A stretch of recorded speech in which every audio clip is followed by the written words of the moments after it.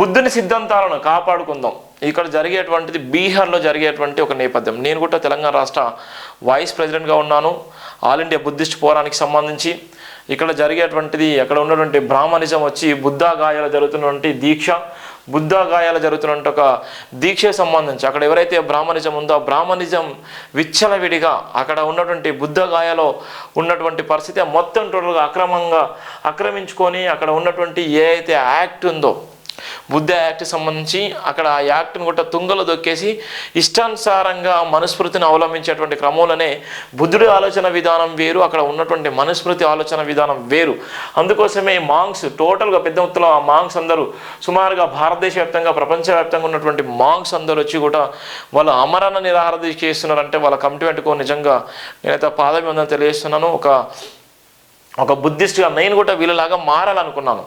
నాకు ఎందుకోసం అంటే ఇక్కడ ప్రయాగ్రాజ్లో ఇప్పుడు జరుగుతున్న సందర్భంలో ఫ్లైట్లు కానీ ట్రైన్లు కానీ అందుబాటులో లేకపోవడం, అక్కడ ఉన్నటువంటి చాలా వరకు ఇబ్బందికరంగా ఉండడం, మాకు టికెట్లు బుక్ అవ్వకపోవడం, అక్కడికి పోలేకపోవడం వల్ల చాలా ఇబ్బంది పడ్డాను. కానీ వాళ్ళైతే ప్రాణ త్యాగం చేస్తున్నారు. ఇక్కడ ఉన్నటువంటి ప్రాణ త్యాగం చేస్తూ అక్కడ టోటల్గా వాళ్ళందరూ కూడా మాంగ్స్, వాళ్ళందరూ పిల్లలు వ్యవస్థ ఏది లేకుండా బుద్ధుడి ఆలోచనలో భాగంగా వాళ్ళ లైఫ్ను మొత్తం సాక్రిఫై చేసి వాళ్ళ జీవితం మొత్తం ఆయన బుద్ధుడి ఆలోచనలను భుజస్కంధాలపై మోసేటువంటి క్రమంలో ఇలాంటి త్యాగాలు ఎవరు చేయరు. ఇలా మాటలు చెప్తారు, వదిలేస్తారు. ఇలా కుటుంబం ఉండదు, కుటుంబం ఉన్న కుటుంబం దగ్గర పోయేటువంటి ఎక్కడ పోయి డబ్బులు తీసుకునేటువంటి పరిస్థితి ఉండదు. ఎవరైనా ఇస్తే తింటారు, అక్కడ ఇసం పెట్టినా తినేటువంటి పరిస్థితి ఉంటుంది బుద్ధిస్టులది. అందుకోసమే బుద్ధుడి మార్గము చాలా గొప్ప మార్గము. అందులో భాగంగానే ఇవాళ బీహార్లో జరుగుతున్నటువంటి ఒక ప్రధానమైనటువంటి డిమాండ్ కూడా చూస్తున్నాం.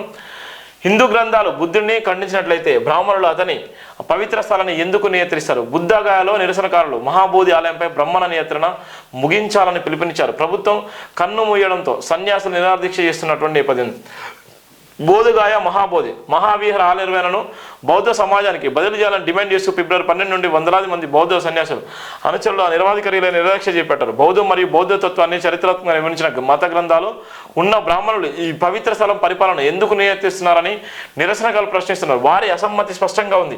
హిందూ గ్రంథాలు బుద్ధుడిని బౌద్ధ తత్వాన్ని వివరించినప్పుడే మహాభారతం మగధను పౌల భూమిగా పేర్కొన్నప్పుడు బుద్ధుడిని చూడటం వలన మరణశిక్ష విధించబడినప్పుడు ఇప్పుడు బ్రాహ్మణులు మహాబోధి ఆలయంపై ఎందుకు నియంత్రణలో ఉన్నారు? బోధగాయాలని మహాబోధి దేవాలయం సమీపంలో జరుగుతున్న నిరసన శాంతియుత ప్రదేశంలో బహిరంగ ఆకాశం క్రింద కూర్చున్న వందలాది మంది సన్యాసులను ఆకర్షించింది. వారి ప్రాథమిక డిమాండ్ బౌద్ధ మత వ్యాపారులతో ప్రభుత్వ జోక్యాన్ని నిలిపివేయడం, ఆలయ పరిపాలన పూర్తిగా బౌద్ధ సమాజానికి బయలు చేయడం. త్రిపుర, లడాక్, ఉత్తరప్రదేశ్ మరియు మహారాష్ట్రతో సహా దేశంలో వివిధ ప్రాంతాల నుండి మద్దతుదారులు సామూహిక ఉద్యమంలో పాల్గొనడానికి సంఖ్యబంధలేయడానికి వస్తున్నటువంటి నేపథ్యం. మహాబోధి ఆలయ ఉద్యమానికి ప్రపంచవ్యాప్తంగా కూడా మద్దతు ఇస్తున్న నేపథ్యం ఉంది. మహాబోధి ఆలయ ఉద్యమానికి ప్రపంచవ్యాప్తంగా ఒక పక్కన మద్దతు ఇస్తూనే మరో పక్కన అమరణ నిరాహార దీక్ష కూడా చేస్తున్న నేపథ్యం ఉంది.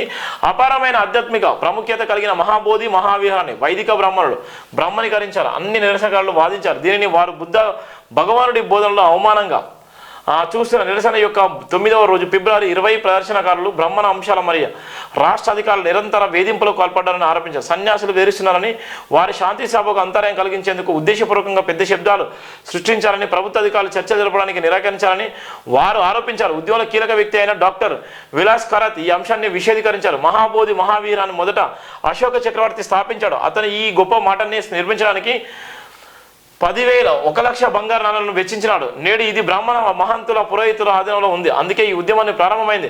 1949 నాటి బుద్ధగాయ ఆలయ చట్టం రాజ్యాంగ విరుద్ధమని, అంతర్జాతీయ సాంస్కృతిక చట్టం విరుద్ధమని ఆయన విమర్శించారు. ఇది పూర్తిగా బౌద్ధ క్షేత్రం అయినప్పటికీ బుద్ధగాయ ఆలయ నిర్వహణ కమిటీ BTMC బౌద్ధితుల ఆధిపత్యంలో ఉంది.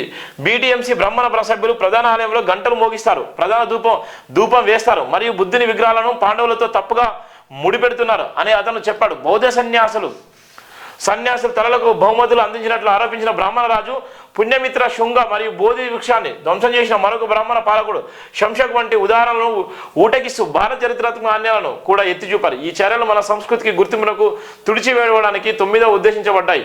ఇది సాధారణ పోరాటం కాదు, ఇది మన భారతదేశం యొక్క గుర్తింపు మరి గర్వాన్ని కాపాడడానికి పోరాటం అని ఆయన నొక్కి చెప్పారు. శివుడు మరి పాండవులకు లింక్ చేస్తూ సైట్ను హిందూ మతం చేయడానికి సంవత్సరాలుగా ఎలా ప్రయత్నాలు జరుగుతున్నాయో అతను వివరించాడు. భారత్ నొక్కే చెప్పారు. భారతదేశం గుర్తింపు బుద్ధుడు అశోకుడితో పాతుకుపోయింది. మీరు బుద్ధుడిని అశోకులను తొలగిస్తే మగధ గుర్తింపులో ఏమి మిగిలి ఉంటుంది? జాతీయ చిహ్నం సింహాలు, చర్మచక్రులు కూడిన అశోక స్తంభం మన వారసత్వాన్ని సూచిస్తుంది. అయినప్పటికీ 84,000 ఏనుగులతో ఒక ఏనుగు నిర్మించిన విషయాకరణం బుద్ధుడిని సూచిస్తూ ఆ ఏనుగు 1890లో మహంత నివాసాలు కనుగొనబడింది. అలాంటి వారి చేతిలో బుద్ధుడి వారసత్వం ఎందుకు ఉంది? నిరాదీక్ష 10వ రోజు పలువురు సన్యాసులు ఆరోగ్యం విషమంగా మారిన నేపథ్యం ఉంది. ఇక్కడ ఉన్నటువంటి వాళ్ళందరూ బౌద్ధకు సంబంధించినటువంటి సన్యాసులు. వాళ్ళు జీవితము త్యాగం చేసి వాళ్ళ లైఫ్ను సాక్రిఫై చేసి ఇలా ఉన్నటువంటి నేపథ్యంలో వాళ్ళ ఆరోగ్యం కూడా క్షీణించిపోయేటువంటి ప్రమాదం ఉంది. అయినప్పటికీ కూడా అక్కడ ఉన్నటువంటి బీహార్ ప్రభుత్వం పట్టించుకోలేదు.